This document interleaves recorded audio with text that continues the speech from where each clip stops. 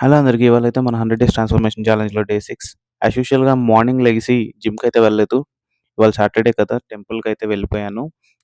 నేనైతే వెంకటేశ్వర స్వామి టెంపుల్ తిరుపతిలో వెళ్ళాను. అక్కడ డైట్ ఆప్షన్స్ ఉండవు కాబట్టి ఇడ్లీ అయితే బ్రేక్‌ఫాస్ట్‌గా తీసుకున్నాను. ఇంకా ఆఫ్టర్‌నూన్ ఇంటికి వచ్చేసరికి లేట్ అయిపోయింది. ఇంకా కుక్ చేసుకొని తినేసరికి బాగా చాలా బద్ధకం అనిపించింది. కానీ ఆ టైంలో నేను ఒక కొటేషన్ చూసాను.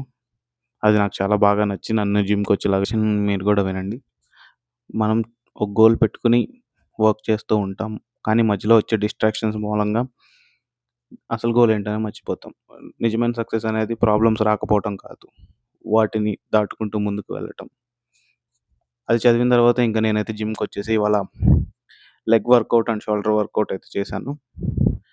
జిమ్ నుంచి ఇంటికొచ్చేసరికి నైట్ 10:00 అయింది. ఇంకా ఇంటికొచ్చిన తర్వాత ఒక స్కూప్ వే ప్రోటీన్ వాటర్‌లో షేక్ చేసుకొని తాగేసి డిన్నర్‌గా 200 గ్రామ్స్ చికెన్ బ్రెస్ట్ అయితే ఎయిర్ ఫ్రై చేసుకొని తినేసా. అది ఇవాల్టికి. Thank you.